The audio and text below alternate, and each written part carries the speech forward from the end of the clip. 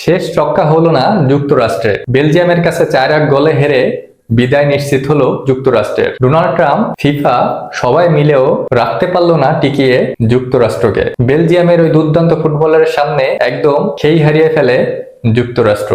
এবং বড় বিতর্ক যে লাল কার্ড পাওয়ার পরও কিভাবে মাঠে নামলো বালাগান। চলুন একটু বিস্তারিত জেনে নেওয়া যাক। দেখুন, বিশ্বকাপে যুক্তরাষ্ট্রের তারকা ফুটবলার বালুগানের ক্ষেত্রে ঘটলো এক নজরবিহীন ঘটনা। বেলজিয়ামের বিপক্ষে শেষ 16তে ওঠার গুরুত্বপূর্ণ ম্যাচে ঠিক আগেই তার উপর লাল কার্ডের নিষেধাজ্ঞা নাটকীয়ভাবে স্থগিত করে ফিফা। এই সিদ্ধান্তের পিছনে মার্কিন প্রেসিডেন্ট ডোনাল্ড ট্রাম্পের সরাসরি হস্তক্ষেপের ঘটনা শুরু থেকে বিশ্বজুড়ে ব্যাপক সমালোচনা হয়। রাইটার্স, গার্ডিয়ান সহ আন্তর্জাতিক বিভিন্ন সংবাদ মাধ্যমে জানিয়েছে, বসনিয়া ও হার্জেগোভিনার বিপক্ষে নকআউট পর্বের ম্যাচে একটি ট্যাকেলের জোরে ভিডিও অ্যাসিস্ট্যান্ট রেফারি ভিআর এর পর্যালোচনার পর সরাসরি লাল কার্ড দেখানো হয় বালুগানকে। প্রচলিত নিয়ম অনুযায়ী এর ফলে বেলজিয়ামের বিপক্ষে তার খেলার সুযোগ ছিল না।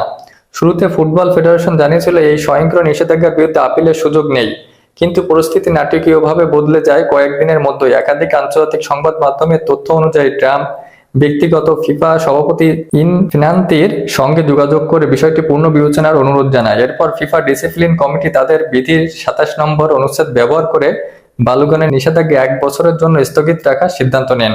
অর্থাৎ লাল কার্ড বহাল থাকলেও অতঃপর তাকে নিষেধাজ্ঞা ভোগ করতে হবে না।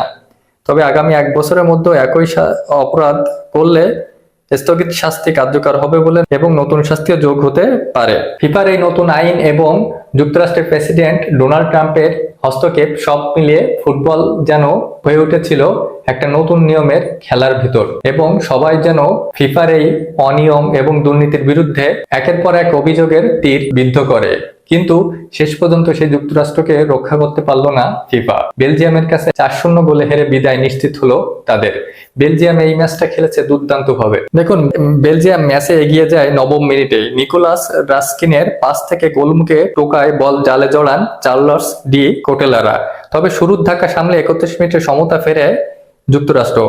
মলিন ট্যাকম্যালের নেওয়া ফ্রি কিকে বেলজিয়ামের মিডফিল্ডার হার্স ফাকানারের মাথার লেগে দিক পরিবর্তন করে বল জালে গড়ায়। 1-1 সমতার পর যুক্তরাষ্ট্রের স্বস্তি 2 মিনিটের বেশি স্থায়ী হয়নি। 33 মিনিটে লিয়ান্দ্রো ট্রোসের ক্রস থেকে দুর্দান্ত হেডে নিজের দ্বিতীয় গোল করে বেলজিয়ামকে আরো এগিয়ে দেন কেটেলারা। 2-1 ব্যবধানে পিছিয়ে থেকে দ্বিতীয়ার্ধ শুরু করা যুক্তরাষ্ট্র 57 মিনিটে গোলকিপার ম্যাট ফ্রিজের মারাত্মক ভুলে ম্যাচ থেকে ছিটকে যায়। ফ্রিজ বক্সের বাইরে এসে বল বিপদমুক্ত করতে গেলে গড়বড় করে ফেলেন, সেটি কেড়ে নেন কেটেলারা। তার পাশ থেকে প্রায় 35 গজ দূর থেকে ফাঁকা পোস্টে শট নিয়ে ব্যবধান 3-1 করেন পানাকান।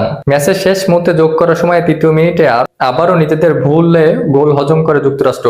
এ যাত্রায় ক্রস রিচার্ডসের ভুল পাস থেকে বল কেড়ে নিয়ে রোমেলু লুকাকুকে বাড়িয়ে দেন ফানাকান। বল নিয়ন্ত্রণ নিয়ে কোনাকুনি শটে যুক্তরাষ্ট্রের কফিনে শেষ ব্রেক ঢোকান লুকাকু। 4-1 এই ম্যাচ জিতে কোয়ার্টার ফাইনালে স্পেনের মুখোমুখি হতে যাচ্ছে লুকাকুর বেলজিয়াম, এবং যুক্তরাষ্ট্র হেরে গেল বড় ব্যবধানে। এবং আজকের ম্যাচে সেই বালাগানকে মোটেও তেমন নড়াচড়া করতে দেখাই যায়নি। তাই শেষ মুহূর্তে বলা যায় যে লাল কার্ড উঠলেও ফিফা এবং ডোনাল্ড ট্রাম্প সবার সম্মিলিত প্রচেষ্টায়ও বাঁচাতে পারলো না যুক্তরাষ্ট্রকে এবং এই বালাগানকে। কেমন লাগলো ভিডিওটি অবশ্যই জানাবেন, ভালো লাগলে পাশে থাকবেন। ধন্যবাদ।